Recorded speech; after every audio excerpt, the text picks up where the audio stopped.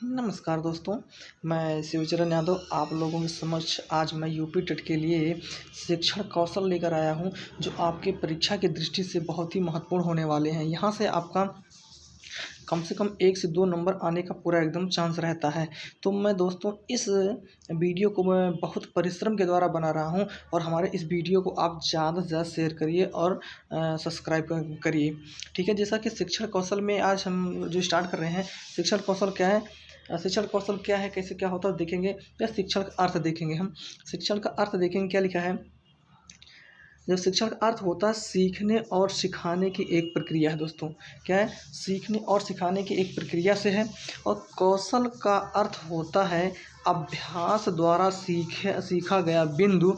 ये शिक्षण की एक विधि है जिसके द्वारा हम शिक्षा को प्रभावशाली बनाया जा सकता है। यानी दोस्तों कहने का मतलब क्या है, जो शिक्षण है सीखने और सिखाने की एक प्रक्रिया है, सीखने और सिखाने की एक प्रक्रिया है, और जिसका अर्थ होता है, यानी कौशल का अर्थ होता है अभ्यास द्वारा सीखा गया बिंदु। यानी जो अभ्यास के द्वारा सीखा गया बिंदु होता है शिक्षण में, और शिक्षण में एक ऐसा विधि होता है और उस जिसके द्वारा हम अपनी शिक्षा को बहुत ही प्रभावशाली बना सकते हैं। शिक्षण का जो दोस्तों सामान्य अर्थ होता है, क्या होता है, शिक्षण वह प्रक्रिया है जिसके द्वारा बालक के व्यवहार में वांछित परिवर्तन लाया जाता है। इस शिक्षण के माध्यम से ही दोस्तों, शिक्षण के माध्यम से ही बालकों के व्यवहार में हम परिवर्तन ला सकते हैं। तो जब शिक्षण में बालकों का व्यवहार में जब परिवर्तन होगा तो इससे ये पता चलता है कि उसमें क्या शिक्षण का कोई ना कोई प्रभाव या कोई असर ज़रूर हुआ है। ठीक है दोस्तों, इसके बाद शिक्षण के प्रमुख स्तर। शिक्षण के प्रमुख स्तर दोस्तों क्या है, क्या दोस्तों शिक्षण के प्रमुख स्तर कौन कौन से हैं। देखिए, पहला है स्मृति आधारित शिक्षण, दूसरा है बोध आधारित शिक्षण, तीसरा है चिंतन आधारित शिक्षण। तो इन तीनों प्रकार में सबसे ज़्यादा महत्वपूर्ण जो शिक्षण के प्रमुख स्तर है दोस्तों, ये हमारा है चिंतन है, तीसरा है ये। क्या दोस्तों, तीसरा है चिंतन आधारित शिक्षण सबसे महत्वपूर्ण माना गया है। क्या माना गया दोस्तों, सबसे महत्वपूर्ण माना गया है। इसके बाद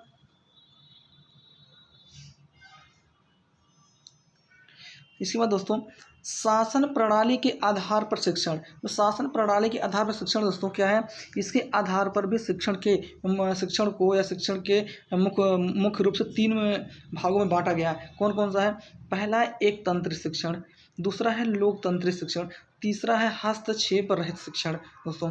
तो इसमें क्या है, एक तंत्रीय शिक्षण, जो आपका एक तंत्रीय शिक्षण है, एक तंत्रीय शिक्षण को सत्तावादी शिक्षण भी कहा जाता है। तो यहाँ से दोस्तों एक नंबर 1 से 2 नंबर आने के पूरे 100% चांस रहते हैं।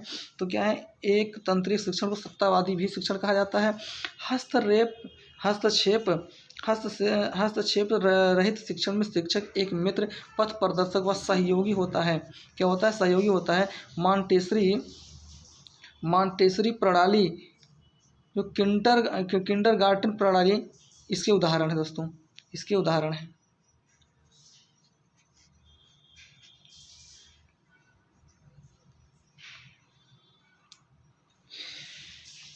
तो लोकतंत्रीय शिक्षण एक ऐसा शिक्षण होता है जो समावेशी शिक्षा पर आधारित होता है। समावेशी मतलब होता है जिसके अंतर्गत चाहे वो प्रतिभाशाली बालक हो चाहे सामान्य बालक हो, तो उस सभी बच्चों को एक ही क्लासरूम में क्या शिक्षा दी जाती है दोस्तों, शिक्षा दी जाती है।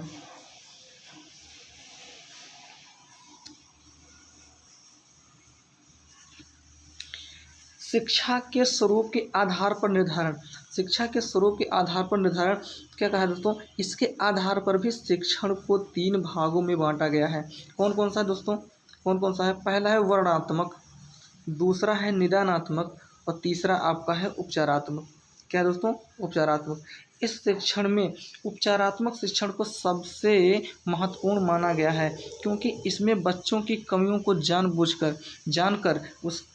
जानकर उसको दूर करने का प्रयास किया जाता है। उपचारात्मक उपचार में दोस्तों मतलब जो है बच्चों के अंदर क्या कमी है उसको पता लगाया जाता है, उसके पता लगाने के बाद में उसका उपचार किया जाता है, अर्थात उनकी कमियों को दूर किया जाता है। तो उद्देश्यों के आधार पर शिक्षण के प्रकार, उद्देश्यों के आधार पर शिक्षण के प्रकार क्या है, इसके आधार पर शिक्षण का वर्गीकरण ब्लूम ने किया था। ब्लूम ने क्या क्या किया दोस्तों देखेंगे हम। तो ब्लूम ने क्या क्या किया है, ब्लूम ने ज्ञानात्मक दिया है, भावात्मक और क्या है क्रियात्मक। अब देखें ज्ञानात्मक के अंतर्गत ज्ञान, बोध, प्रयोग, विश्लेषण, संश्लेषण और मूल्यांकन होता है। दोस्तों ये जो आपका ये तीनों जो ब्लूम वाला है बहुत ही इंपॉर्टेंट है। तो पहला क्या है, ज्ञानात्मक है, ज्ञान, बोध, प्रयोग, विश्लेषण, संश्लेषण और मूल्यांकन। दूसरा है भावात्मक, इसके अंतर्भावात्मक क्या होता है, भावात्मक में इसके अंतर्गत रुचियों, आवृत्तियों, मूल्यों और संवेगों से संबंधित उद्देश्यों की व्याख्या की जाती है। तो दोस्तों आपके एग्जाम में कैसे क्वेश्चन बनेगा, लिख दे ज्ञानात्मक शिक्षण के अंतर्गत नहीं आता है। तो देखिए इनमें से जो अगर चार, ये 1 2 3 4 जो 5 हैं, बोध, ज्ञान, प्रयोग और संश्लेषण, मूल्यांकन जो भी है, इसमें 3 दे देगा और चौथा मतलब कुछ और दे देगा। आपसे पूछ ले कौन सा इसमें ज्ञानात्मक शिक्षण के अंतर्गत नहीं आता है, तो आपका यहाँ से ये आपको दोस्तों 5 याद करना, जो 5-6 हैं उसमें से एक क्वेश्चन आने का आपका आने के लिए एकदम कन्फर्म है। देखिए दोस्तों का भावात्मक पक्ष के अंतर्गत क्या क्या आता है, एक ग्रहण करना होता है, एक अनुक्रिया होता है, एक अनुमूल्यन होता है, एक व्यवस्था होता है, एक विशेषीकरण होता है। तो ब्लूम महोदय ने क्रियात्मक पक्ष के अंतर्गत शारीरिक क्रियाओं का प्रशिक्षण तथा कौशल पर बल दिया है और उन्होंने क्या कहा है, बल दिया है और उन्होंने क्रियात्मक पक्ष को 6 भागों में बांटा है। कितने भागों में बांटा दोस्तों, 6 भागों में। पहला है सहज क्रिया अंग संचालन, दूसरा आपका है आधारभूत अंग संचालन, तीसरा है शारीरिक योग्यता और चौथा है प्रत्यक्षीकरण योग्यता। और अगर 5वां है दोस्तों, देखेंगे 5वां 6वां हमारा है कि क्या है, कौशल युक्त संचालन और सांकेतिक संप्रेषण। ये दोस्तों है आपका, ये क्रियात्मक है, आपका क्रियात्मक के अंतर्गत आएगा ये। इसके बाद देखेंगे दोस्तों मॉरिसन के अनुसार, मॉरिसन जी क्या कहते हैं, मॉरिसन कहते हैं शिक्षण प्रक्रिया में एक अधिक परिपक्व व्यक्ति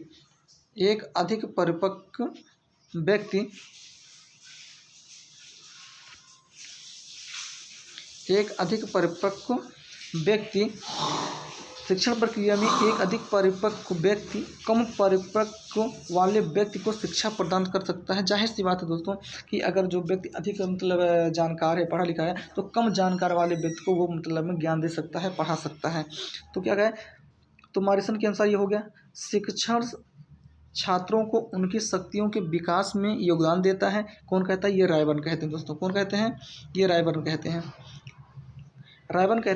ये रायबर्न का कथन है, जो शिक्षण छात्रों को उनकी शक्तियों के विकास में योगदान देता है। दूसरा है ये वाला, शिक्षण उद्देश्य निर्धारित हो, जो शिक्षण होता है दोस्तों हमारा उद्देश्य निर्धारित करता है। और ये होगा जिसमें सीखने के लिए उत्सुकता उत्पन्न की जाती है। ये कौन कहता है, स्मिथ कहते हैं दोस्तों। कौन कहता है, स्मिथ। अगला है शिक्षण का उद्देश्य दूसरे के व्यवहार में वांछित परिवर्तन लाना है। ये कौन कहता है, गेज कहते हैं। जो शिक्षण का उद्देश्य दूसरे के व्यवहार में वांछित परिवर्तन लाना है, ये कौन कहता है, गेज कहते हैं। आगे है दोस्तों हमारा अगला पॉइंट क्या है, शिक्षण की प्रमुख अवस्थाएं क्या हैं। शिक्षण की प्रमुख अवस्थाएं, शिक्षण की जो प्रमुख अवस्थाएं हैं, शिक्षण की मुख्य रूप से तीन अवस्थाएं होती हैं। पहला क्या है, शिक्षण की मुख्य रूप से 3 अवस्थाएं होती हैं। कौन कौन होता है, और शिक्षण की अवस्था का वर्गीकरण जैक्सन ने किया है। किसने किया, ये पूछा गया है। शिक्षण की अवस्थाओं का वर्गीकरण किसने किया दोस्तों, जैक्सन ने किया है। जैक्सन। तो पहला क्या है, पूर्व क्रिया चरण में क्या होता है, पाठ्य योजना कक्षा में जाने से पूर्व क्रिया चरण कहलाता है। पाठ्य योजना क्या, पूर्व जो क्रिया चरण होता है पहला पाठ्य योजना होता है, यानी कक्षा में जाने से पहले पूर्व क्रिया चरण कहलाता है। जैसे पाठ्य योजना बनाना, उद्देश्यों का निर्धारण करना, पाठ्य वस्तु का चुनाव करना। दूसरा क्या है, अंतः क्रिया चरण।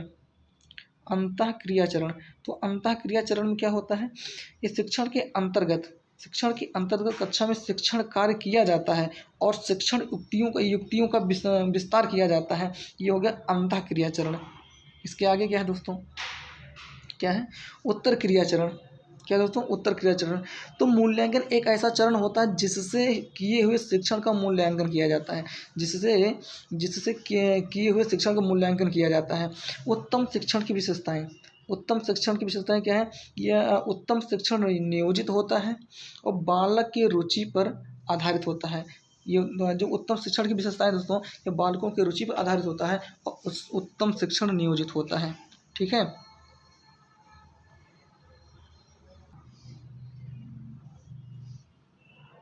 और इसके आगे क्या है दोस्तों, इसके आगे क्या है? पूर्व ज्ञान पर आधारित होता है, अभिप्रेरणा से युक्त है, आदेशात्मक नहीं निर्देशात्मक होता है, प्रगतिशील होता है, शिक्षक मित्र सहयोगी पथ प्रदर्शक के समान होता है, शिक्षक छात्रों में अंतःक्रिया होती है। ये दोस्तों, ये सब इम्पॉर्टेंट है दोस्तों। क्या है? ये सब इम्पॉर्टेंट है। इसके आगे देखेंगे हम, फिर क्या है?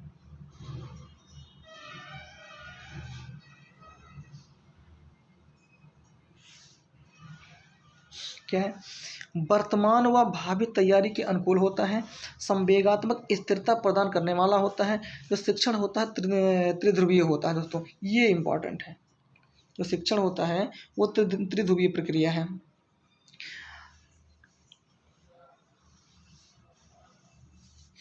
ये दोस्तों क्या है? शिक्षण अधिगम के सोपान। शिक्षण अधिगम के सोपान, इसका वर्णन डेविज महोदय ने किया। इन्होंने अपनी पुस्तक शिक्षण अधिगम प्रबंध मैनेजमेंट ऑफ टीचिंग लर्निंग में इसके 4 सोपान बताए हैं। डेविज महोदय ने दोस्तों ने इसके कितने बताए हैं? इसके 4 सोपान बताए हैं। ये याद करने और आपके इम्पोर्टेंट हैं। वो कौन कौन से दोस्तों, उसको देखेंगे हम। पहला है शिक्षण अधिगम का नियोजन। पहला क्या है? शिक्षण अधिगम का नियोजन। इसमें उद्देश्यों का वर्गीकरण किया जाता है, तब पाठ्य योजना लिखी जाती है। ये पहला हो गया दोस्तों। दूसरा क्या है? शिक्षण अधिगम की व्यवस्था। इसमें शिक्षण विधियों का चयन किया जाता है। शिक्षण अधिगम की व्यवस्था में इसमें शिक्षण विधियों का चयन किया जाता है। तीसरा क्या दोस्तों? शिक्षण अधिगम अग्रसरण, जैसे बोलते हैं मार्गदर्शन बोल सकते हैं। इसमें बालक को प्रेरित किया जाता है, उनके अंदर जिज्ञासा जागृत की जाती है। चौथा है शिक्षण अधिगम का नियंत्रण। शिक्षण अधिगम का नियंत्रण, इसमें मूल्यांकन किया जाता है तथा अपनी सफलता की जांच की जाती है। मतलब शिक्षण अधिगम का जो नियंत्रण होता है, इसमें मूल्यांकन किया जाता है। इसमें ये जांच किया जाता है कि मतलब में क्या जो शिक्षक द्वारा पढ़ाया गया है उसको कितना सफलता प्राप्त हुई है। ठीक है। इसके आगे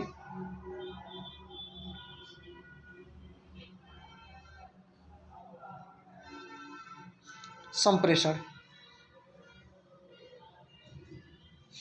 इसके आगे का टॉपिक क्या है दोस्तों? संप्रेषण। देखिए संप्रेषण का अर्थ क्या होता है, पहले देखेंगे हम संप्रेषण का अर्थ। संप्रेषण अंग्रेजी भाषा के कम्युनिकेशन का हिंदी रूपांतरण है।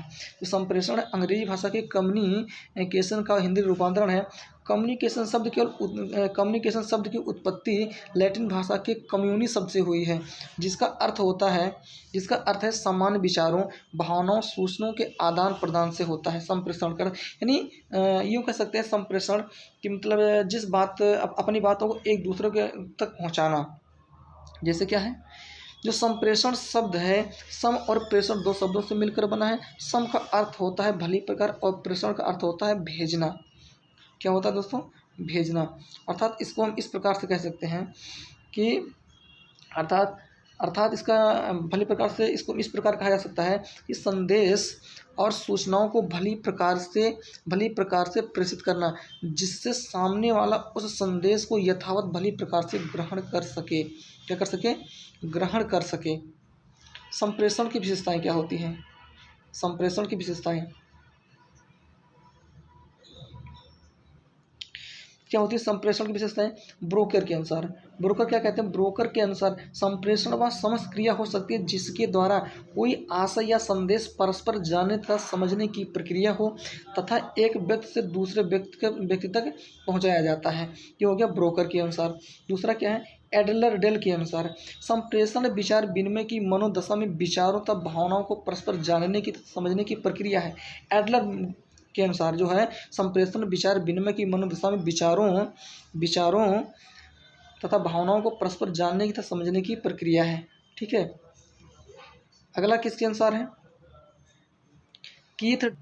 कीथ डेविस के अनुसार क्या होता है, संप्रेषण सूचनाओं एवं समझ को एक व्यक्ति से दूसरे व्यक्ति तक पहुंचाने की प्रक्रिया है। संप्रेषण के महत्वपूर्ण बिंदु क्या है, इसको देख लेंगे हम।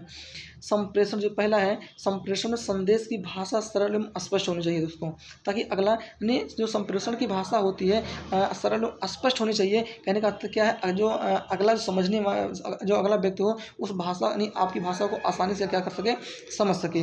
संप्रेषण में दिए गए संदेशों से निश्चित उद्देश्य होना चाहिए। और अगला क्या है, संप्रेषण में दिए गए संदेशों में विश्वसनीयता होनी चाहिए। ठीक है, विश्वसनीयता होनी चाहिए। तो फिर देखेंगे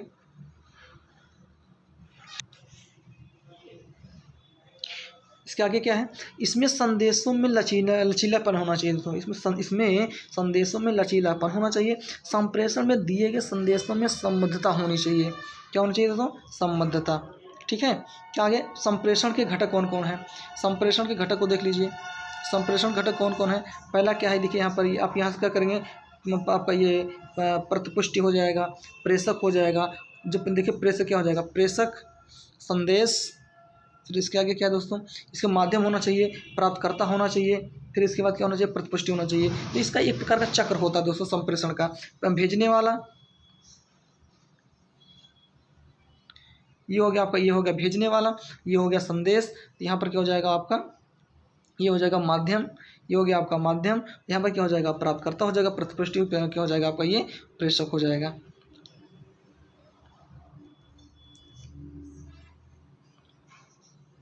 संप्रेषण के प्रकार देखेंगे दोस्तों हम, हमारा क्या है, संप्रेषण के प्रकार क्या है। संप्रेषण के प्रकार में पहला है वैयक्तिक संप्रेषण। शिक्षक प्रत्येक वस्तु को अलग अलग शिक्षण देता है। शिक्षक प्रत्येक बालक को अलग अलग शिक्षण देता है, तो उसे वैयक्तिक संप्रेषण कहा जाता है।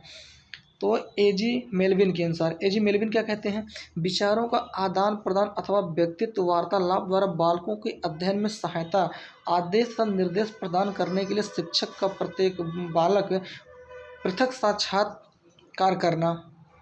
ठीक है, ये हो गया उन एजी मेलविन के अनुसार। दूसरा हमारा क्या है, दूसरा हमारा है सामूहिक संप्रेषण।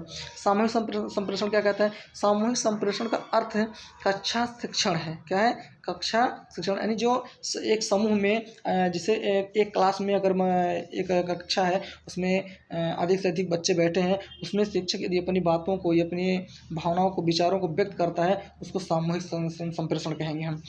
विद्यालय में एक मानसिक योग्यता वाले बालकों को जब एक साथ एक समूह में किसी भी प्रकार का संदेश, जानकारी आदि प्रदान किया जाता है, तो उसे सामूहिक संप्रेषण कहते हैं। ठीक है दोस्तों, अब देखिए हमारा होगा शिक्षण कौशल। यहाँ से आपका शुरू होता है मेन टॉपिक, शिक्षण कौशल। शिक्षण के सिद्धांत कौन कौन है, ये देखेंगे हम। शिक्षण कला एवं विज्ञान दोनों, जो शिक्षण है एक कला और विज्ञान दोनों है। शिक्षण कला एवं विज्ञान दोनों है। शिक्षण प्रक्रिया है, परिणाम नहीं। शिक्षण क्या है, प्रक्रिया है, परिणाम नहीं है। मुख्य रूप से शिक्षण में 3 चर होते हैं। कौन कौन, एक होता है शिक्षक जो स्वतंत्र होता है, एक होता है शिक्षार्थी जो क्या होता है, आश्रित होता है, एक होता है पाठ्यक्रम जो मध्यस्थ चर होता है। तो दोस्तों कितने चर होते हैं, शिक्षण में 3 चर होते हैं। मेन आपका क्या है, शिक्षक, दूसरा है आपका शिक्षार्थी, दूसरा आपका क्या है, तीसरा क्या है, पाठ्यक्रम। क्या दोस्तों, पाठ्यक्रम है आपका, ठीक है ना, पाठ्यक्रम है।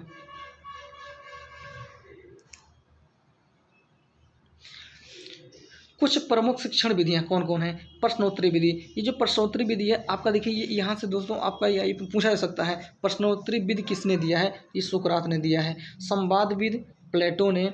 आगमन से निगमन विधि किसने दिया है, अरस्तु का है। ये किसका दिया है दोस्तों, अरस्तु ने।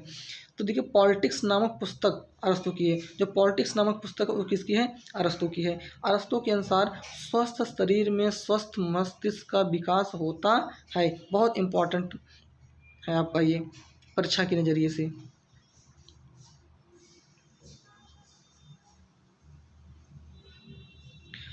मनोविज्ञान के जनक कौन दोस्तों, अरस्तु हैं। प्लेटो की बुक का क्या नाम है, रिपब्लिक है। दासों को शिक्षा नहीं देनी चाहिए, कि किसने कहा है?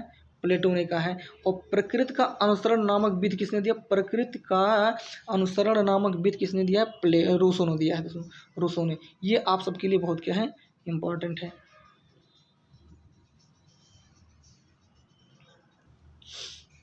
अगला क्या है दोस्तों? उसका क्या है? एक नोट दिया गया है। नोट क्या है? नोट में है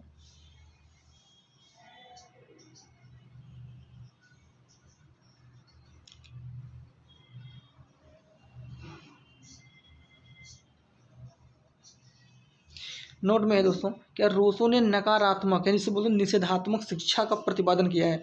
जो अगर आपसे ये पूछा जाए नकारात्मक शिक्षा का प्रतिपादन किसने किया है, तो रूसो ने किया है। उनका पुस्तक क्या है?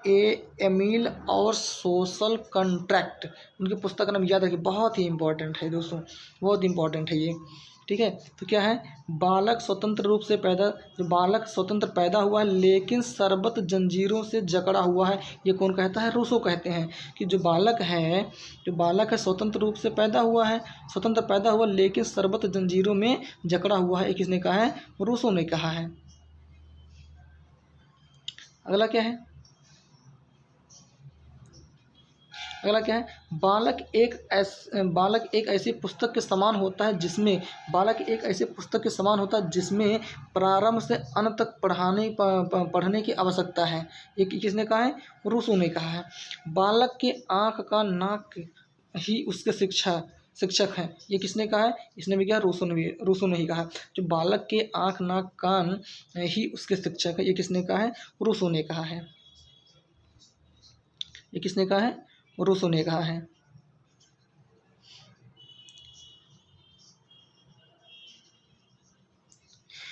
देखिए क्या आगे क्या है? रूसो पाश्चात्य जगत का एकमात्र ऐसा दार्शनिक था जिसने स्त्री शिक्षा का विरोध किया है। ये इंपॉर्टेंट है दोस्तों। क्या है? रूसो जगत एकमात्र ऐसा दार्शनिक था जिसने स्त्री की शिक्षा का विरोध किया है। आगे क्या है? रूसो ने विद्यालय व्यवस्था, पुस्तकीय शिक्षा आदि का भी विरोध किया है। किसने किया है? विद्यालय व्यवस्था या पुस्तकीय शिक्षा आदि का विरोध किसने किया है? रूसो ने किया है।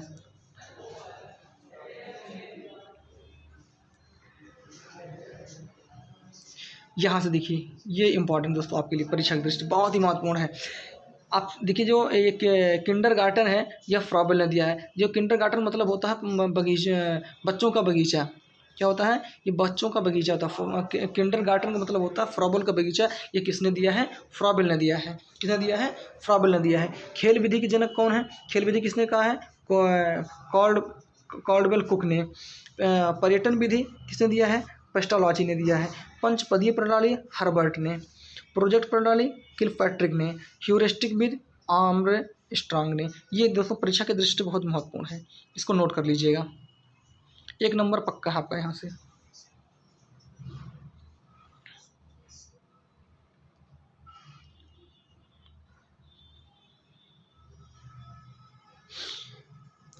देखिए हाँ, फिर क्या है आगे? फिर क्या है? किंडरगार्टन विधि है, जनक कौन है? फ्रॉबेल। ये कहाँ के हैं? जर्मनी के हैं। फ्रॉबेल ने अपने कार्यों की प्रेरणा अपने पेस्टोलॉजी से ली है। फ्रॉबेल ने अपने कार्यों की प्रेरणा अपने पेस्टोलॉजी से ली है।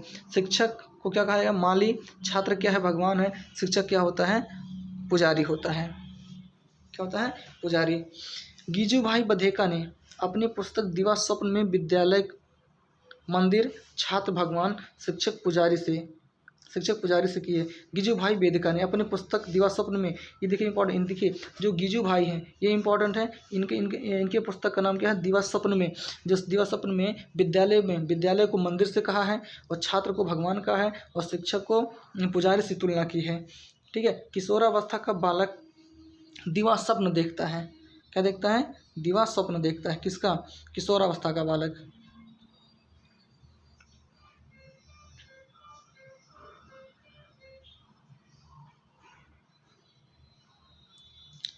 आगे क्या है?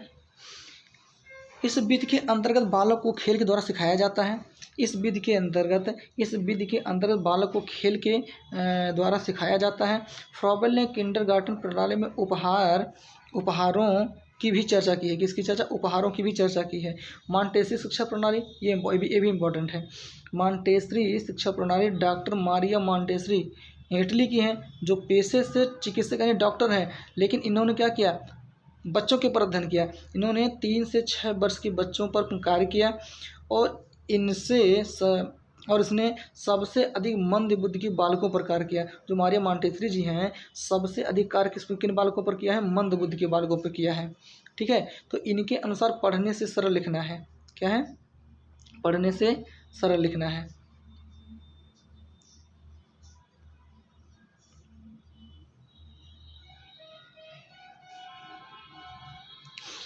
इनके अनुसार सुनता है, फिर बोलता है, फिर लिखता है, अंत में पढ़ता है। ये है आपका। तो भाषा कौशल, ये आप यहाँ से एग्जाम में आपको क्रम के अनुसार क्रम में सजाने के लिए पूछ सकता है कि भाषा कौशल का निम्नलिखित में से कौन सा क्रम सही है। जैसे सुनना, बोलना, पढ़ना, लिखना। तो इस चीज़ को याद रखिएगा दोस्तों। पहला हमारा है सुनना, दूसरा है बोलना, तीसरा है पढ़ना, चौथा है लिखना। मॉन्टेसरी ने कहा कि शिक्षा के द्वारा, मारिया मॉन्टेसरी जी ने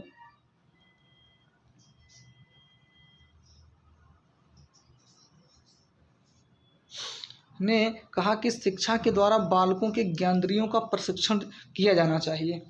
फिर बेनेटिका प्रणाली, इसके जनक कार्लवास बर्न, अमेरिका। जो बेनेटिका प्रणाली है, इसके जनक कार्लवास बर्न है, जो अमेरिका के थे। इस प्रणाली का जन्म अमेरिका में हुआ। कहाँ पे हुआ, अमेरिका में। इस प्रणाली का जन्म अमेरिका में हुआ। इस शिक्षण प्रणाली व्यक्तिगत भिन्नता पर बल दिया जाता है। जो ये शिक्षा जो बेनेटिका प्रणाली है, जो ये प्रणाली है, व्यक्तिगत भिन्नता पर क्या दिया, बल दिया जाता है।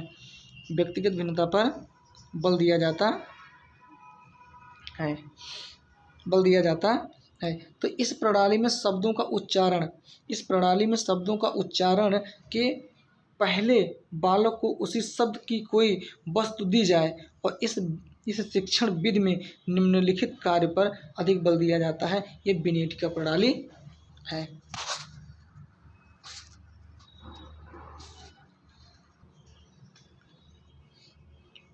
आगे का है, अगला क्या है, डाल्टन योजना क्या है दोस्तों। डाल्टन योजना, तो इस विधि का जन्म अमेरिका में हुआ था और इस शिक्षक विधि के जनक, इस शिक्षण होना चाहिए, इस शिक्षण विधि के जनक हेलेन पार्क हैं। यह एक प्रयोगशाला प्रणाली है। जो डाल्टन योजना है दोस्तों, यह एक प्रयोगशाला प्रणाली है और प्रणाली में बालक को पाठ का ठेका दे दिया जाता है। और दत्त कार्य इसी योजना के अंतर्गत दिया जाता है। इसी अंदर डाल्टन योजना के अंतर्गत दिया जाता है। देखेंगे आगे क्या है। खेल विधि के जनक कॉल्डवेल कुक, अंतः दर्शनविद विलियम वुल्फ, जो संरचनावादी हैं।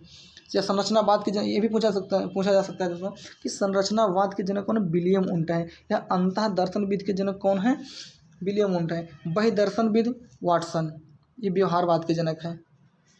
जीवन वृत्त विधि टाइडमैन, जर्मनी के हैं। मनोविश्लेषणविद फ्रायड, इनका नाम पूरा सिगमंड फ्रायड। पर्यटनविद किसके हैं, किसका विधि है, पेस्टोलॉजी का है दोस्तों। किसका है, पेस्टोलॉजी का है। अगला विधि हमारा क्या है, ये हो गया।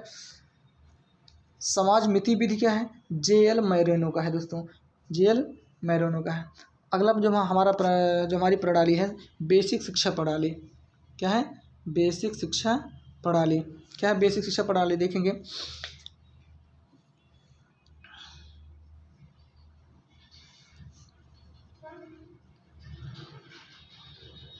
क्या है बेसिक शिक्षा प्रणाली, महात्मा गांधी ने बेसिक शिक्षा योजना दी। किसने दिया है, महात्मा गांधी ने बेसिक शिक्षा योजना दी। इनकी शिक्षा योजना को बुनियादी योजना कहते हैं और इस शिक्षा योजना में हस्तशिल्प पर विशेष बल दिया गया है और शिक्षा के उद्देश्य बालक को आत्मनिर्भर बनाना है। इस बालक को क्या करना है, आत्मनिर्भर बनाना है। वर्धा शिक्षा योजना या बेसिक शिक्षा योजना 7 से 14 वर्ष बालकों के लिए किया गया है। जो वर्धा योजना है, वर्धा योजना या बेसिक शिक्षा योजना क्या कि 7 वर्ष से 14 वर्ष बालकों के लिए किया गया है। यह योजना में यह इस योजना में कहा गया है कि शिक्षा मातृभाषा में प्रदान की जाए। जो बच्चे का लैंग्वेज है, जो घरेलू लैंग्वेज है, उस लैंग्वेज में बच्चे को शिक्षा प्रदान की जाए। फिर आगे क्या है हमारा प्रमुख शिक्षण सूत्र क्या है? प्रमुख शिक्षण सूत्र क्या है? प्रमुख शिक्षण सूत्र में पढ़ेंगे, शिक्षण की प्रक्रिया को प्रभावशाली बनाने के लिए, शिक्षण की प्रक्रिया को प्रभावशाली बनाने के लिए शिक्षण सूत्रों का प्रतिपादन किया गया है। यानी शिक्षण प्रक्रिया में, यानी यदि आपको शिक्षण कार्य करना है, उसको अच्छा मतलब में रुचिकर बनाने के लिए कुछ नियम बनाए गए हैं और उन नियम को देखेंगे क्या। इस सूत्र के प्रतिपादक हर्बर्ट स्पेंसर हैं और इन्होंने 11 प्रकार के सूत्रों की चर्चा की है। हर्बर्ट स्पेंसर जो हैं वो इन्होंने 11 प्रकार के शिक्षण सूत्रों की क्या की है, चर्चा की है। जैसा कि पहला है ज्ञात से अज्ञात की ओर, क्या है, ज्ञात से अज्ञात की ओर। दूसरा है सरल से कठिन की ओर। तीसरा है मूर्त से अमूर्त की ओर, अनिश्चित से निश्चित की ओर, विश्लेषण से संश्लेषण की ओर, आगमन से निगमन की ओर, स्थूल से सूक्ष्म की ओर, स्थूल से सूक्ष्म की ओर, पूर्ण से अंश की ओर, अनुभव से तर्क की ओर और विशिष्ट से सामान्य की ओर। ठीक है दोस्तों, अब इसके एक एक बारे में चर्चा करेंगे। क्या है आगमन से निगमन, क्या है अगला और सब क्या है देखेंगे। पहला क्या हमारा आगमन से निगमन की ओर। जो आगमन से निगमन है दोस्तों, आगमन से निगमन शिक्षण सूत्र भी है और यह शिक्षण विधि भी है और इसके जनक कौन है, अरस्तु महोदय हैं। आगमन से निगमन की ओर जो शिक्षण सूत्र है ये किसका है, इस नियम को किसने दिया है, अरस्तु ने दिया है। यह एक कक्षा का प्रारंभ आगमन विधि से होता है और समाप्ति निगमन विधि से। एक प्रयोगशाला का आरंभ आगमन विधि से और समाप्ति निगमन विधि से और आगमन विधि में सबसे पहले उदाहरण तथा बाद में नियम बताए जाते हैं। क्या होता है, नियम बताए जाते हैं। और आगमन विधि विशिष्ट से सामान्य की ओर चलती है और ज्ञात से अज्ञात की ओर चलती है। ठीक है, अगला हमारा क्या है, निगमन विधि। निगमन विधि में क्या है, निगमन विधि में क्या है, सबसे पहले नियम बताया जाता है। चलिए दोस्तों, अगर मान लीजिए जो आपका होता है ये साधारण ब्याज का फार्मूला निकालना, क्या होता है, ये होता है मूलधन गुणे दर गुणे समय बटे क्या होता है। सो ये आपका एक नियम है दोस्तों। क्या है ये आपका नियम है। पहले निगमन में एक नियम बता दिया जाता है तो बाद में उदाहरण दिया जाता है। ठीक है, तो क्या है, सबसे पहले नियम बताया जाता है और फिर उस नियम को उदाहरण के द्वारा सिद्ध किया जाता है। और समान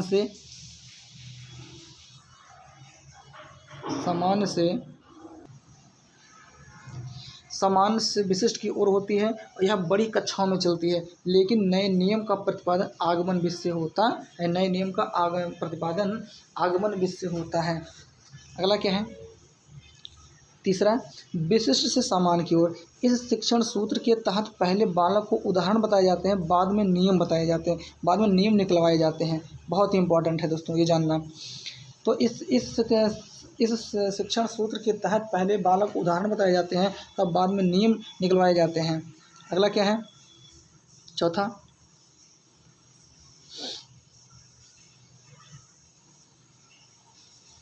हमारा क्या है,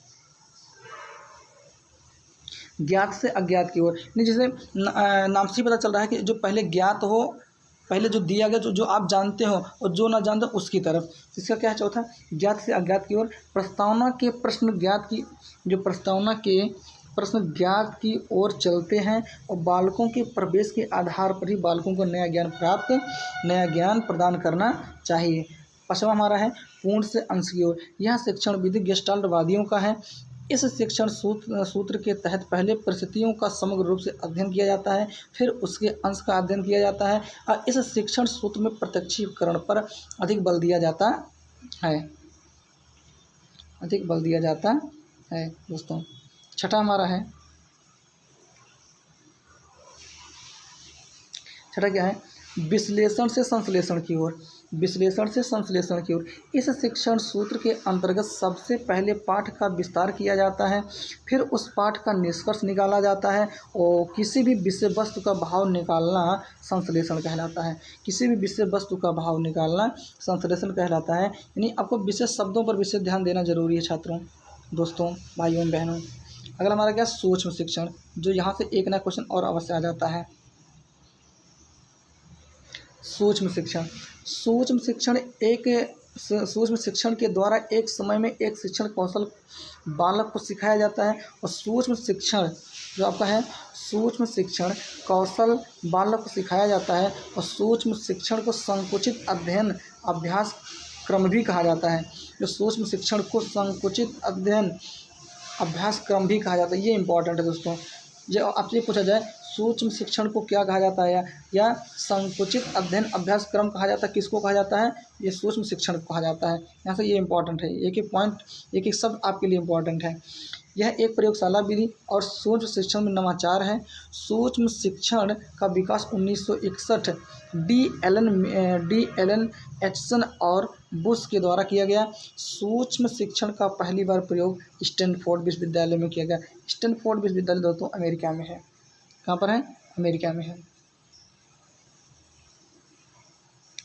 सूक्ष्म शिक्षण की विशेषताएं कौन कौन है, सूक्ष्म शिक्षण की प्रमुख विशेषताएं कौन है, सूक्ष्म शिक्षण की प्रमुख विशेषताएं, पहला है सूक्ष्म शिक्षण वास्तविक शिक्षण है, सूक्ष्म शिक्षण वास्तविक शिक्षण है।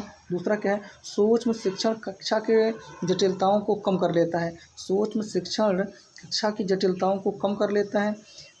तीसरा क्या है, इसके द्वारा एक समय में एक कौशल सिखाया जाता है। यह एक प्रयोगशाला विधि है, यह एक प्रयोगशाला विधि है।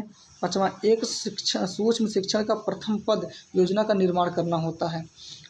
और छठा क्या है, इसमें फीडबैक तुरंत प्राप्त होता है, इसमें फीडबैक तुरंत प्राप्त होता है।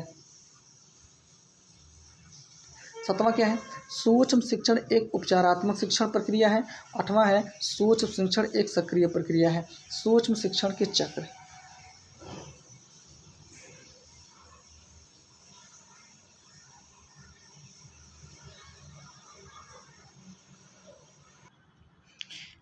हमको देखना दोस्तों, सूक्ष्म शिक्षण के चक्र देखना। पहला क्या है देखेंगे, पहला हमारा यहाँ से स्टार्ट करेंगे। पहला करेंगे शिक्षण करेंगे हम, पहला काम शिक्षण करना।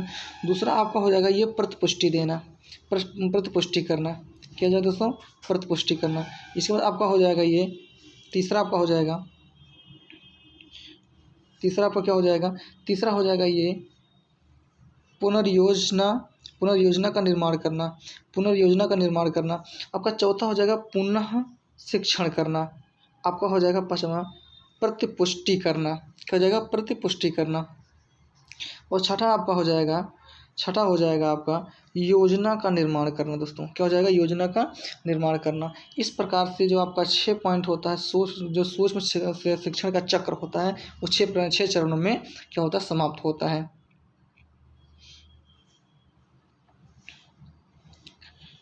फिर आगे क्या है, आगे देखेंगे क्या, सूक्ष्म शिक्षण का समय स्टैनफोर्ड विश्वविद्यालय के अनुसार क्या होना चाहिए, क्या होना चाहिए, सूक्ष्म शिक्षण ये 5 मिनट का होना चाहिए, प्रतिपुष्टि 10 मिनट का होना चाहिए, योजना बनाना 15 मिनट का, शिक्षण 5 मिनट और प्रतिपुष्टि 10 मिनट। ये है सूक्ष्म शिक्षण का स्टैनफोर्ड विश्वविद्यालय के अनुसार। ठीक है, ये बहुत ही इम्पोर्टेंट है। इस प्रकार टोटल कुल कितने हो जाते हैं, 45 मिनट का हमारा हो जाता है सूक्ष्म शिक्षण। कितने मिनट का हो जाता है, 45 मिनट का।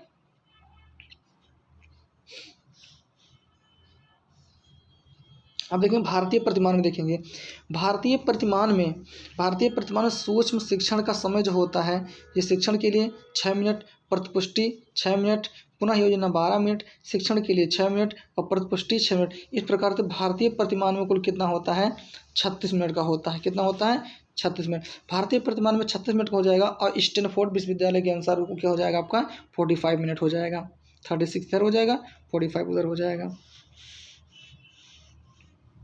फिर क्या है, सूक्ष्म शिक्षण में छात्रों की संख्या 5 से 10। सूक्ष्म शिक्षण में पाठ की अवधि 6 मिनट और सूक्ष्म शिक्षण में कुल अवधि कितना हो गया 36 मिनट हो गया। सूक्ष्म शिक्षण के द्वारा एक अच्छे अध्यापक का निर्माण किया जा सकता है, अतः सूक्ष्म शिक्षण समाप्त हुआ। यहाँ पर क्या हो गया, सूक्ष्म शिक्षण आपको क्या हो गया, समाप्त हो गया। यहाँ पर जितने भी इंपॉर्टेंट बातें थी वो हो गए आपके। अगर हमारा हो जाएगा अभिक्रमित अनुदेशन।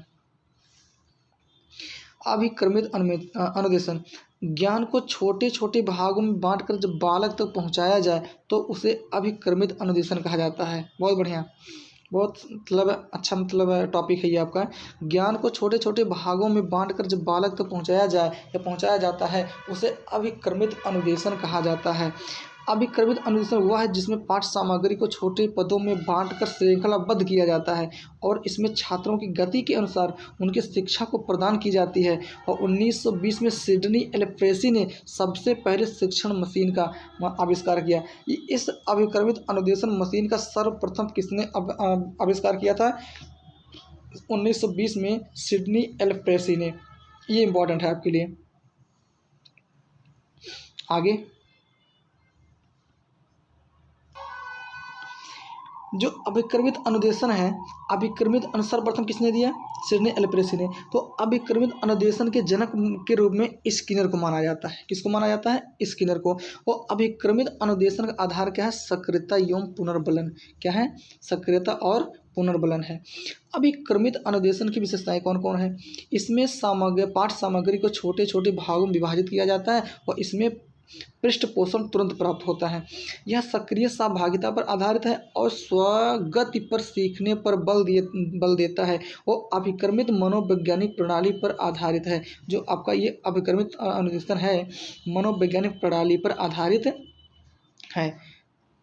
इसके कितने प्रकार हैं? 3 प्रकार हैं। जो अभिक्रमित अनुदेशन है दोस्तों, इसके कितने प्रकार हैं? 3 प्रकार हैं। पहला क्या है? रेखीय अभिक्रमित अनुदेशन। जो पहले प्रकार का जो रेखीय अभिक्रमित अनुदेशन, इसके जनक कौन है?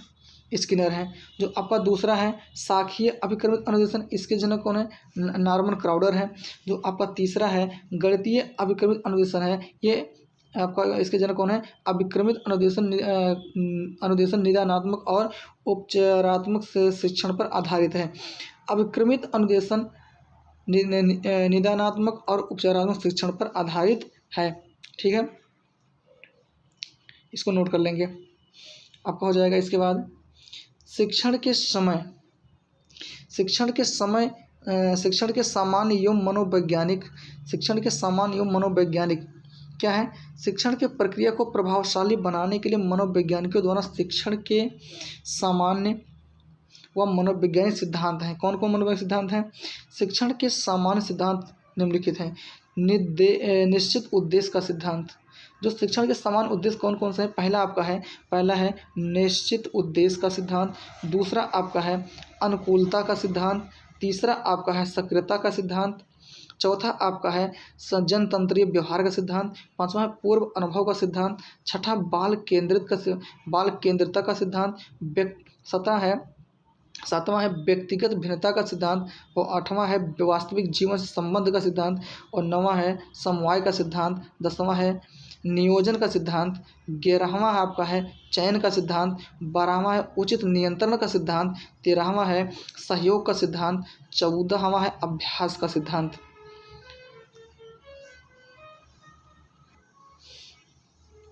देखेंगे शिक्षण को प्रभावशाली बनाने के लिए मनोवैज्ञानिक सिद्धांतों का प्रतिपादन किया गया। और शिक्षण के मनोवैज्ञानिक सिद्धांत कौन कौन है? शिक्षण के मनोवैज्ञानिक सिद्धांत कौन कौन है? पहला है रुचि का सिद्धांत, तत्परता का सिद्धांत, अभिप्रेरणा का सिद्धांत, आवृत्ति का सिद्धांत, विश्राम का सिद्धांत। ये आपके क्या है? मनोवैज्ञानिक सिद्धांत हैं। अगला क्या है?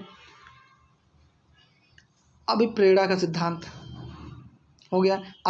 आवृत्ति सिद्धांत और विश्राम का हो गया। मनोरंजन का सिद्धांत, ज्ञानेंद्रियों का सिद्धांत और सहानुभूति का सिद्धांत। ये आपके क्या हो गए? मनोवैज्ञानिक सिद्धांत। नौवां क्या है आपका? सहयोग का सिद्धांत। 10वां है उद्दीपन का सिद्धांत। 11वां है उपचारात्मक शिक्षण का सिद्धांत। और 12वां है स्व अधिगम का सिद्धांत। क्या है, स्वाधिगम सिद्धांत। मनोवैज्ञानिक सिद्धांत का तात्पर्य यह है कि शिक्षण बाल केंद्रित माना जाता है। मनोविज्ञान के अनुसार जो शिक्षण होता है वो बाल केंद्रित होना चाहिए, यानी उसके मध्य में क्या होना चाहिए, बालक होना चाहिए, बालक होना चाहिए। देखेंगे क्या है, अभिप्रेरणा सीखने का राजमार्ग है, यह किसने कहा, स्किनर ने कहा है। अभिप्रेरणा सीखने का राजमार्ग है, यह स्किनर ने कहा है। इसको आप याद रखेंगे, इनका मतलब जो ये स्टेटमेंट है ये पूछा जा सकता है, पूछा जा सकता है। क्या शिक्षक के पास जितने भी साधन होते हैं उन साधनों में अभिप्रेरणा सबसे महत्वपूर्ण होती है, किसने कहा है, स्टीफेंस ने कहा है, स्टीफेंस ने कहा है। अभिप्रेरणा को सीखने का आधार माना जाता है, अभिप्रेरणा को सीखने का आधार माना जाता है, वो अभिप्रेरणा का प्रारंभ आवश्यकता से होती है, किससे होती है, आवश्यकता से होती है। इस चीज़ को याद रखिएगा। आगे हम क्या है, प्रमुख शिक्षण कौशल। प्रमुख शिक्षण कौशल कौन है, शिक्षण कौशल एक अध्यापक को सीखना अनिवार्य होता है। प्रभावशाली शिक्षण के लिए अध्यापक प्रशिक्षण प्रक्रिया के दौरान विभिन्न प्रकार के शिक्षण कौशल सीखता है। शिक्षण कौशल शिक्षक के हाथ में उस अस्त्र के समान होता है जिसका प्रयोग करके शिक्षक अपने शिक्षण को प्रभावशाली एवं सक्रिय बनाता है तक कक्षा के अंतः प्रक्रिया में सुधार लाने का प्रयास करता है। उसकी विशेषताएं कौन कौन है देखेंगे हम। विशेषताएं क्या क्या हैं, शिक्षण कौशल शिक्षण प्रक्रिया को प्रभावशाली बनाता है। शिक्षण कौशल व्यवहार से संबंधित होता है। शिक्षण कौशल समस्त अंतःक्रिया को सक्रिय बनाता है। स्टैनफोर्ड विश्वविद्यालय में शिक्षण कौशलों की संख्या 14 बताई गई है। कितनी बताई गई है, 14। बहुत इंपॉर्टेंट है ये वाला। कैलिफोर्निया विश्वविद्यालय ने शिक्षण कौशल को 18 बताया है और बड़ौदा विश्वविद्यालय ने शिक्षण कौशल की संख्या कितनी है, 21 बताई है। तो कैलिफोर्निया विश्वविद्यालय ने कितना बताया, 18, और स्टैनफोर्ड विश्वविद्यालय ने कितना बताया, 14, और बड़ौदा विश्वविद्यालय ने कितना बताया है, 21 बताया है दोस्तों। कितना बताया, 21। ठीक है ना। प्रमुख शिक्षण कौशल कौन कौन से हैं। पहला हमारा है प्रस्तावना। क्या है प्रस्तावना, प्रस्तावना के अंतर्गत क्या आएगा, प्रस्तावना के प्रश्न पाठ्य योजना के सबसे पहले मुख्य प्रश्न माने जाते हैं और प्रस्तावना के प्रश्न ज्ञात से अज्ञात की ओर, पूर्व ज्ञान से नवीन ज्ञान की ओर ऐसे प्रश्न होते हैं जो पाठ के प्रति बालकों में जिज्ञासा, रुचि, तत्परता उत्पन्न करते हैं। शिक्षक इन्हीं प्रश्नों के माध्यम से छात्र से अंतःक्रिया प्रारंभ करता है और प्रस्तावना के प्रश्न का अंतिम प्रश्न समस्यात्मक होता है। क्या होता है, समस्यात्मक होता है। जो प्रस्तावना का जो अंतिम प्रश्न होता है वो समस्यात्मक होता है। दूसरा हमारा है स्पष्टीकरण कौशल। स्पष्टीकरण में देखेंगे, यह कौशल व्यवहार का वह समूह है जिसके द्वारा किसी संपत्ति, सिद्धांत, नियम आदि को स्पष्ट किया जाता है और इसके अंतर्गत भाषा में प्रवाह होना आवश्यक है। विचारों को जोड़ने वाले शब्दों का प्रयोग करना आवश्यक है। छात्रों से बीच बीच में बोधात्मक प्रश्न पूछना आवश्यक है। ये क्या होता है, स्पष्टीकरण होता है। क्या होता है, ये स्पष्टीकरण होता है। तीसरा हमारा है उद्दीपन परिवर्तन कौशल। कक्षा में छात्रों का ध्यान आकर्षित करने के लिए ध्यान को पाठ में लगाए रखने के लिए शिक्षक अपने व्यवहार में जो जानबूझकर परिवर्तन लाता है उसे उद्दीपन परिवर्तन कहा जाता है या उद्दीपन परिवर्तन कौशल कहा जाता है। तो उद्दीपन परिवर्तन कौशल के घटक शरीर संचालन। क्या है, शरीर संचालन। हमारा है गृह कार्य कौशल। पाठ से संबंधित होने चाहिए। जो गृह कार्य आपको अगर किसी छात्र को आप गृह कार्य दे रहे हैं, होमवर्क दे रहे हैं, तो वो जो आप पाठ पढ़ा रहे हैं उससे संबंधित होना चाहिए। छोटे बच्चों को गृह कार्य नहीं दिया जाता है और गृह कार्य के द्वारा शिक्षक अपने पढ़ाए गए पाठ का मूल्यांकन भी करता है और स्कूल की परिस्थितियों को घर से जोड़ने का कार्य गृह कार्य के द्वारा ही होता है। अब पाठ योजना या पाठ का निर्माण। कुछ मनोवैज्ञानिकों का यह कहना है कि पाठ्य योजना ब्लूप्रिंट के समान होती है। किसके समान होती है? ब्लूप्रिंट के समान होती है। दूसरा क्या है? कुछ मनोवैज्ञानिकों ने इसे सृजनात्मक कार्य भी बताया है। तीसरा है सबसे पहले क्रमबद्ध योजना हार्वर्ड के द्वारा प्रस्तुत की। ये इम्पोर्टेंट है आपके लिए, बहुत ही इम्पोर्टेंट है। जो सबसे पहले क्रमबद्ध पाठ्य योजना हार्वर्ड के द्वारा प्रस्तुत की गई। चौथा क्या है? सबसे पहले पाठ्य योजना में शिक्षण उद्देश्यों का निर्धारण ब्लूम द्वारा किया गया। ब्लूम के द्वारा किया गया। सबसे पहले पाठ्य योजना में शिक्षण उद्देश्यों का शिक्षण उद्देश्यों का निर्धारण ब्लूम के द्वारा किया गया। दोनों में अंतर है। क्रमबद्ध पाठ्य योजना हार्वर्ड और पाठ्य शिक्षण उद्देश्यों का निर्धारण ब्लूम के द्वारा। ये चीज़ आपको ध्यान देना है।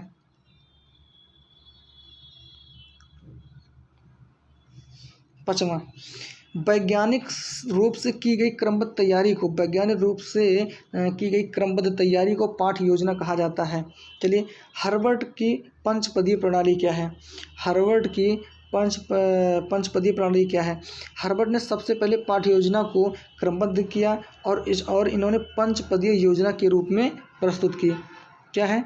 इस योजना में शिक्षक केंद्रित योजना है। जो इनका जो हार्वर्ड की जो पंचपदीय प्रणाली है, वो उसके केंद्र में कौन है? शिक्षक है। शिक्षक केंद्रित योजना है। इसमें शिक्षक ज़्यादा तथा छात्र कम सक्रिय रहता है। इसमें जो ये हार्वर्ड की पंचपदीय प्रणाली है, इसमें जो शिक्षक होता है सबसे अधिक तत्पर होता है, सक्रिय रहता है, और छात्र कम सक्रिय रहता है। इसके 5 सोपान हैं। कौन कौन है?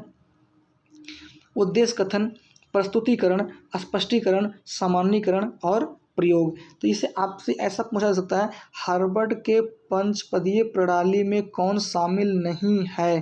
कौन शामिल नहीं है? तो मान लीजिए अगर आपको ये 3 दे दिया, चौथा कुछ और डाल दिया, तो आपका वही चौथा होगा जो इसमें इनमें नहीं होगा। तो आपको इस चीज़ को ध्यान देना है। हार्वर्ड की जो पंचपदीय प्रणाली होती है, उसमें जो 5 चरण या 5 सोपान होते हैं। पहला उद्देश्य, प्रस्तुतिकरण, स्पष्टीकरण, सामान्यीकरण और प्रयोग। इस चीज़ को आपको ध्यान देना है।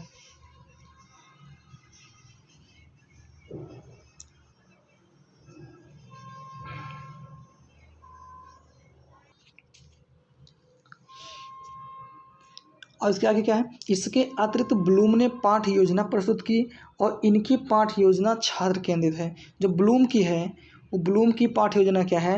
वो छात्र केंद्रित है, यानी बाल केंद्रित है। ब्लूम ने शिक्षण के 3 उद्देश्य बताए। कितने उद्देश्य बताए? 3 उद्देश्य, ज्ञानात्मक, भावात्मक और क्रियात्मक। याद रखना है, ब्लूम ने शिक्षण के कितने उद्देश्य बताए? 3 उद्देश्य, ज्ञानात्मक, भावात्मक और क्रियात्मक। और ज्ञानात्मक के 6 भाग हैं। कितने भाग हैं? ज्ञानात्मक के 6 भाग हैं। देखेंगे क्या है 6 भाग। देखिएगा, एक क्या है? एक है आपका ज्ञान, बोध, प्रयोग। इसको ज्ञान बोध, जो आपका ये ज्ञान, बोध और प्रयोग है, इसको कहा जाता है निम्न स्तर। क्या कहा जाता है? निम्न स्तर। जो ब्लूम के जो ज्ञानात्मक भाग हैं, ज्ञानात्मक 6 भाग हैं, एक ज्ञान, बोध, प्रयोग, इसको क्या कहा जाता है? निम्न स्तर कहा जाता है। इसका क्या है? आपका जो चौथा 5वां है, ये विश्लेषण संश्लेषण है, और इसको क्या कहा जाता है? मध्य स्तर कहा जाता है। क्या कहा जाता है? मध्य स्तर कहा जाता है। जो आपका ये मूल्यांकन है, और मूल्यांकन को सबसे उच्च स्तर कहा जाता है। तो जानते हैं, जब विद्यार्थी जब स्कूल में शिक्षा ग्रहण करता है या पढ़ाई करता है, तो क्या करता है? सबसे लास्ट में क्या उसका परीक्षा होता है, मूल्यांकन होता है। तो उसी के आधार पर ये है, जो मूल्यांकन सबसे लास्ट में होता है, इसलिए लास्ट में होता है। ये आपका क्या है? क्या सबसे उच्च स्तर होता है। आगे क्या है? भावात्मक देखेंगे। क्या है? भावात्मक देखेंगे। जो भावात्मक होता है, भावात्मक ग्रहण करना, अनुक्रिया करना, अनुमूल्यन करना, व्यवस्था करना। अनुमूल्यन करना, व्यवस्था, ये आपका हो गया भावात्मक। क्या हो गया? भावात्मक का 5वां हो गया आपका, हो गया विशेषीकरण। क्या हो गया? विशेषीकरण हो गया आपका ये विशेषीकरण। क्या हो गया? विशेषीकरण। अब क्रियात्मक पक्ष में देखेंगे। क्रियात्मक पक्ष में क्या होता है? प्रत्यक्षीकरण होता है, व्यवस्था होता है, निर्देशात्मक अनुक्रिया होती है, कार्यप्रणाली, जटिल प्रत्यक्ष अनुक्रिया। ये होता है क्रियात्मक में 5 पक्ष। क्या होते हैं? 5 होते हैं। ठीक है। आगे क्या है, शिक्षण के स्तर। शिक्षण के स्तर मुख्य रूप से शिक्षण के 3 स्तर हैं। कौन कौन? स्मृति आधार शिक्षण, शुरुआत में आपको जब हम बताए थे स्टार्टिंग में, तो स्मृति आधार शिक्षण यानी स्मृति आधारित चिंतन के प्रवर्तक हर्बर्ट हैं। कौन है? हर्बर्ट है, ये इंपॉर्टेंट है। स्मृति आधारित शिक्षण के प्रवर्तक या जनक कौन है? हर्बर्ट हैं, हर्बर्ट है। और स्मृति आधारित शिक्षण स्तर को विचारहीन स्तर कहा जाता है। क्या कहा जाता है? विचारहीन स्तर कहा जाता है। इस चीज़ को ध्यान देना है, यहाँ से इंपॉर्टेंट आपके आ रहे हैं। और स्मृति आधारित शिक्षण को ज्ञानात्मक कहा जाता है। दूसरा क्या है? दूसरा है बोध आधार शिक्षण। बोध आधार चिंतन के प्रवर्तक मॉरिसन है। कौन है? मॉरिसन है। और बोध आधार शिक्षण स्तर को विचार युक्त स्तर कहा जाता है। और बोध आधार शिक्षण बोधात्मक व प्रयोगात्मक कहा जाता है। इस चीज़ को आप ध्यान देंगे। तीसरा आपका है चिंतन आधार शिक्षण। क्या है? चिंतन आधारित शिक्षण प्रमुख शिक्षण माना गया है और इसके प्रवर्तक कौन है? हंट हैं। इसके प्रवर्तक कौन है? हंट हैं। और चिंतन आधारित शिक्षण स्तर को विचारों की स्वतंत्रता स्तर कहा गया है। जो चिंतन आधारित शिक्षण है उसको विचारों की स्वतंत्रता का क्या कहा गया है? स्तर कहा गया है। इसमें विश्लेषण, संश्लेषण एवं मूल्यांकन होता है। बहुत ही इंपॉर्टेंट है ये तीनों। आगे क्या है? शिक्षण के चर कौन कौन है? शिक्षण के चर कौन कौन है? शिक्षक होता है, स्वतंत्र चर होता है, छात्र होता है, आश्रित चर होता है, और पाठ्यक्रम क्या होता है? मध्यस्थ चर होता है। क्या होता है? मध्यस्थ चर होता है। शिक्षण की प्रमुख विशेषताएं। शिक्षण द्वारा बालक के व्यवहार में वांछित परिवर्तन लाया जाता है। शिक्षण पुनर्बलन का एक क्रम है, स्कैनर कहते हैं। शिक्षण का उद्देश्य दूसरे के व्यवहार में वांछित परिवर्तन लाना है, ये गेज कहते हैं। शिक्षण में एक परिपक्व व्यक्ति कम परिपक्व व्यक्ति को अनुभव प्रदान करता है। ये किसने कहा? मॉरिसन ने कहा है। किसने कहा? मॉरिसन ने। शिक्षण में एक दूसरे व्यक्ति को ज्ञान, कौशल व अभिरुचि सिखाने में सहायता करता है। शिक्षण की प्रमुख विशेषताएं क्या क्या है? जो शिक्षण है एक उत्तम शिक्षण कला एवं विज्ञान दोनों में होता है। एक उत्तम शिक्षण उद्देश्य युक्त होता है। एक उत्तम शिक्षण प्रगतिशील होता है। एक उत्तम शिक्षण लोकतांत्रिक, निदानात्मक, उपचारात्मक होता है। देखेंगे दोस्तों अगला हमारा, उधर सब खत्म हो गया दोस्तों। इधर का हमको क्या आ गया हमारा? शिक्षा का अधिनियम 2009, RTE 2009 यानी राइट टू एजुकेशन, इनसे बोलते हैं शिक्षा नीति 2009। क्या है? यह अधिनियम 1 अप्रैल 2010 को लागू किया गया था। शिक्षा समवर्ती सूची का विषय, ये इंपॉर्टेंट है। आपसे पूछा जा सकता है जो शिक्षा है किस सूची का विषय है? समवर्ती सूची, संघ सूची या राज्य सूची? तो आपका आंसर क्या होगा? आपका आंसर होगा समवर्ती सूची। जो शिक्षा है समवर्ती सूची का विषय है। शिक्षा को राज्य से समवर्ती सूची में 42वें संविधान संशोधन 1976 के द्वारा लाया गया था। शिक्षा को राज्य से समवर्ती सूची में 42वें संविधान संशोधन 1976 के द्वारा लाया गया था। ये इंपॉर्टेंट है। और इस अधिकार अधिनियम में शिक्षा का अधिकार कानून 6 से 14 वर्ष को जो 6 से 14 वर्ष के बालकों पर लागू होता है। 14 वर्ष के बालकों पर लागू होता है। क्या है?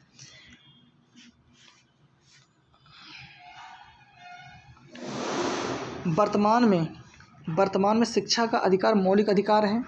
इसे 20 जुलाई 2009 को राज्यसभा से पारित किया गया।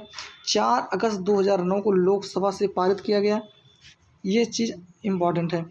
26 अगस्त 2009 को राष्ट्रपति ने हस्ताक्षर किया और 19 अगस्त 2009 को केंद्र सरकार ने यह घोषणा की कि भारत ने भी शिक्षा का अधिकार कानून बना दिया।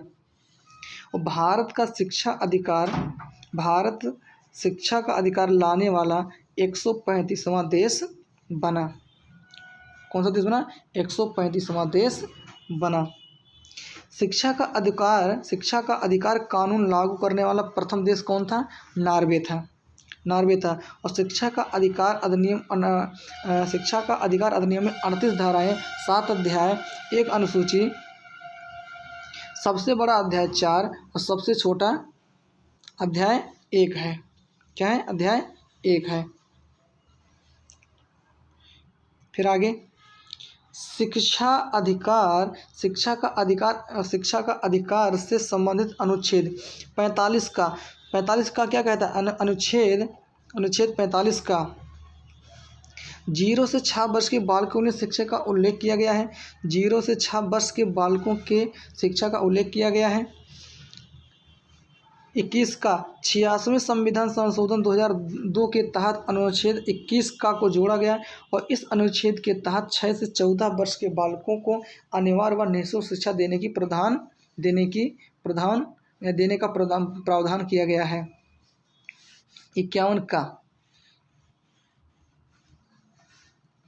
51 क्या कहता है? 51 का या क्या 51A लिखा मिले, कोई दिक्कत नहीं, सब बात एक ही है।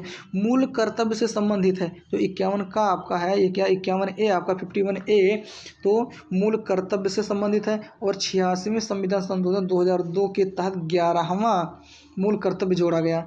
और 11वां मूल कर्तव्य प्रत्येक माता पिता का यह कर्तव्य होगा। जो 11वां मूल कर्तव्य जोड़ा गया वो मूल कर्तव्य 11वां क्या है? प्रत्येक माता पिता का यह कर्तव्य होगा कि वे अपने बच्चों को अनिवार्य व निःशुल्क शिक्षा के द्वार तक पहुँचाएँ। आंगनबाड़ी शिक्षा का प्रावधान का उल्लेख। आंगनबाड़ी शिक्षा का प्रावधान का उल्लेख अनुच्छेद 45 का में किया गया है। ये आपका हो गया आंगनबाड़ी। इसके आगे खर्च देखिए, जो इसका खर्च आएगा, खर्च के क्या है? शिक्षा पर 60% केंद्र सरकार का और 40% राज्य सरकार के द्वारा। पूर्वोत्तर के राज्यों में 90%। देखिए शिक्षा पर 60% केंद्र सरकार का होगा और 40% राज्य सरकार के द्वारा। और जो पूर्वोत्तर राज्य हैं, पूर्वोत्तर राज्यों के लिए 90% केंद्र सरकार द्वारा एवं 10% राज्य के द्वारा खर्च किया जाएगा। ये इम्पॉर्टेंट है। फिर क्या हमारा शिक्षक छात्र अनुपात। कक्षा 1 से 5 तक 30:1। कक्षा 1 से 5 तक में 30:1 मतलब एक शिक्षक पर 30 विद्यार्थी होना आवश्यक है। तो कक्षा 6 से 8 तक 1:35 होगा, एक शिक्षक पर 35 विद्यार्थी। अगर किसी उच्च प्राथमिक विद्यालय की छात्र की संख्या 100 से अधिक हो, वहाँ पर क्या होगा? एक प्रधानाध्यापक होगा। क्या होगा?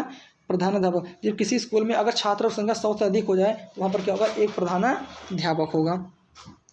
अगर किसी प्राथमिक विद्यालय में छात्र संख्या 200 से अधिक हो तो शिक्षक छात्र का अनुपात होगा 1:40 क्या होगा? 40 होगा। क्या होगा? 1:40 होगा। अगला क्या है? यदि किसी प्राथमिक विद्यालय में छात्र संख्या 150 हो तो वहाँ एक प्रधानाध्यापक होगा। और शिक्षा का अधिकार अधिनियम 5 अगस्त 2019 को जम्मू कश्मीर में लागू किया गया। शिक्षा का अधिकार अधिनियम 5 अगस्त 2019 को लागू किया गया। ये महत्वपूर्ण है। कार्य दिवस देख लीजिए। कार्य दिवस एवं कार्य के घंटे। एक अध्यापक को एक सप्ताह में न्यूनतम कम से कम 45 घंटे कार्य करने होंगे। एक अध्यापक एक दिन में न्यूनतम, देखिए एक सप्ताह में कम से कम कितना? कम 45 घंटा न्यूनतम कार्य 45 घंटा। और एक अध्यापक एक दिन में 4 घंटा कार्य करेगा। और एक प्राथमिक विद्यालय में एक वर्ष में 200 कार्य दिवस 200 दिन कार्य दिवस 200 दिन कार्य होगा। और कितना होगा? 800 घंटा। कितना होगा? 800 घंटा। कक्षा 6 से 8 तक के स्तर पर एक दिन में एक अध्यापक 4.5 यानी 4.5 घंटा 4.5 घंटा और 220 दिन कार्य दिवस और न्यूनतम 1000 घंटे कार्य करेगा। न्यूनतम 1000 घंटे कार्य करेगा।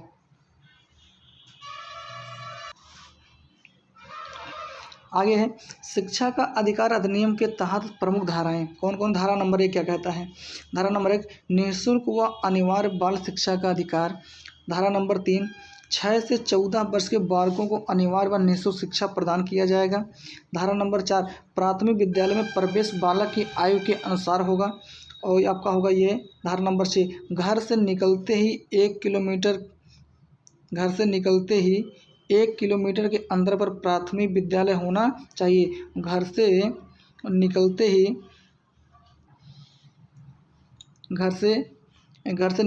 1 किलोमीटर के अंतर पर प्राथमिक विद्यालय होना चाहिए और घर से निकलते ही 3 किलोमीटर पर उच्च प्राथमिक विद्यालय होना चाहिए। ठीक है, ये हो गया हमारा। आगे का क्या। धारा नंबर 10 क्या कहता है। प्रत्येक माता पिता व अभिभावक का कर्तव्य होगा कि वे अपने बच्चों को शिक्षा के द्वार तक पहुंचाएं। धारा नंबर 11 क्या कहता है। 3 से 6 वर्ष के बच्चों के लिए आंगनबाड़ी कार्यक्रम चलाया जाएगा। धारा नंबर 12 कहता है सभी निजी शिक्षण संस्थान कक्षा 1 की कुल 25% सीटों पर असहाय, गरीब और वंचित बालकों को शिक्षा उपलब्ध कराएंगे।